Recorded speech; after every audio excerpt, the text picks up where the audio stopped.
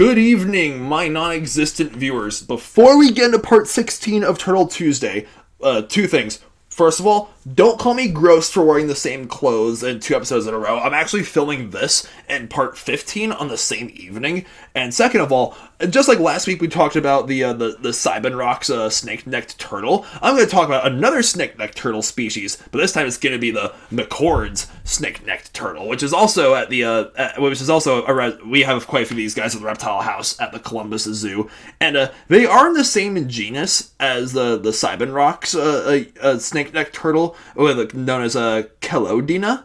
And but this species is way more endangered than Cybenrock's, unfortunately. They are found on one tiny Indonesian island called Rote, and its population is steadily declining, and now it's critically endangered, actually, due to their, since it's in such a restricted location, and commercial hunting is a huge problem on that island. So if you want to support, turtles, especially endangered turtles, because there's a lot more endangered species of turtles than other reptilian taxa, unfortunately.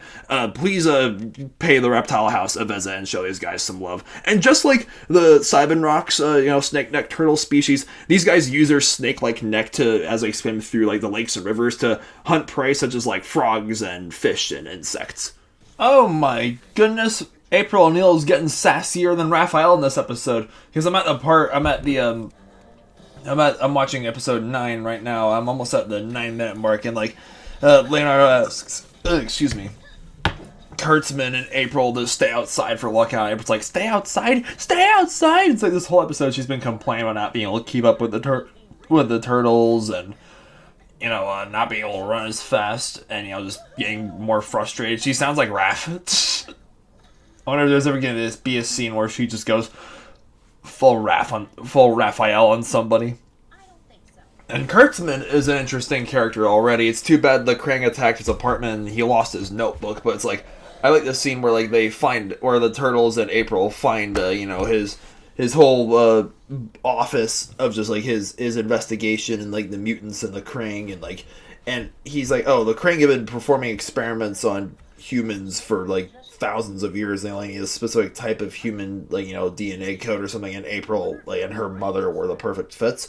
I just love seeing the depictions of the Krang interacting with ancient Egyptians and medieval knights, and seeing the mutagen being used on people throughout centuries. I'm a huge history guy, I'm a huge lore person, so there's a lot of really great world building in this episode already. Oh man, this show's obsession with just not letting April just have a freaking break. Now she's being tied down by the Krang bots, and they're doing experiments on her DNA. After the replica of April traps the turtles in that room with the noxious gas, and that was, jeez, excuse me. Sorry, I'm burping and hiccuping so much this episode, guys. That was freaky. I feel like kids would get scared by that scene, seeing the fake April just laughing all maniacally, and now it's oh jeez. I'm currently at the, oh my goodness. Now it's oh, this is something out of Coraline. I'm almost at the 17-minute part. There's a huge mutant April thing with oh, derp, derp, derp. She's saying derp, derp, derp. Derp, derp, derp, derp, derp, derp, derp, derp, derp, derp, derp,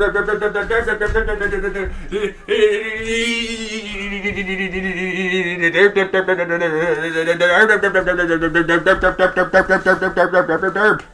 Oh man, this is my new friend Riley, by the way. Riley the Stingray. She doesn't have claspers.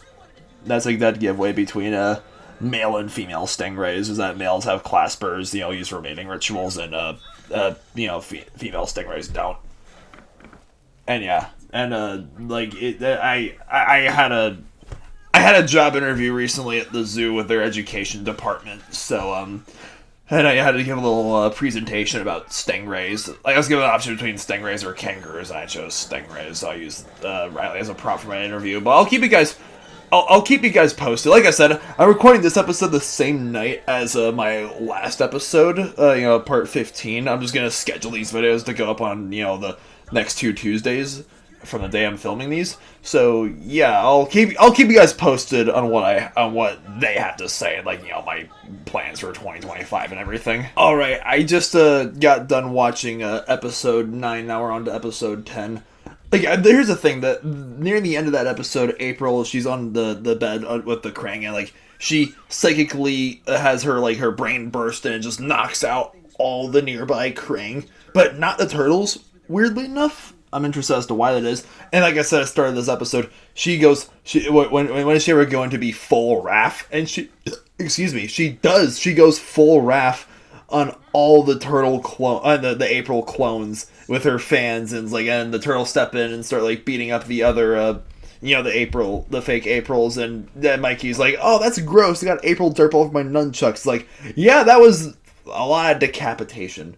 Jeez. And then like Kurtzman saves the day, and by giving them a ride in the van, and they find out, and Donnie under the microscope finds out that April is actually half human, half alien mutant. So it's official, April is a mutant, which is just, it's insane. I'm not gonna bring up the last Ronin anymore for the, I brought it up in the last episode. I'll bring it up again here, but I'm not going to as much, I promise.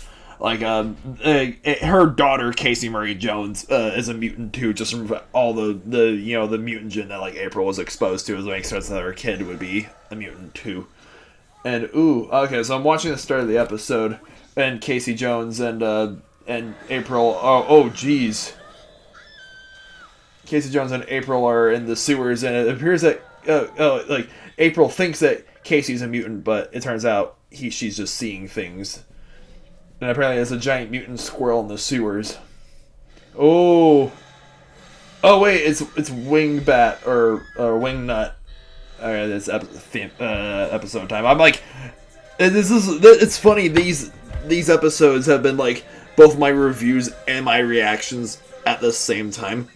Like, April being a mutant, it's I kind of saw that coming from a while ago. It was kind of surprising, but not really. Not nearly as surprising as Karai being Splinter's daughter, though. I wonder where that storyline's going next. So, I'm at the 13.5-minute mark, and it's the mutant fungus they spray the noxious gas onto their victims, and the victims start hallucinating their worst fears. So I'm at the part where Mikey just got sprayed with the gas, and Mikey's terrified of squirrels, and April's terrified of bats, and Casey's afraid of rats, and Raphael's afraid of cockroaches, and Donnie just got sprayed too. What's Donnie gonna hallucinate? Wait, what? I'm recording my reaction to this. You nerdy 3-fingered freak. Oh, good. Oh, I guess Donnie's worst fear is being rejected by April, isn't it? It's heartbreak. Yeah, April hates.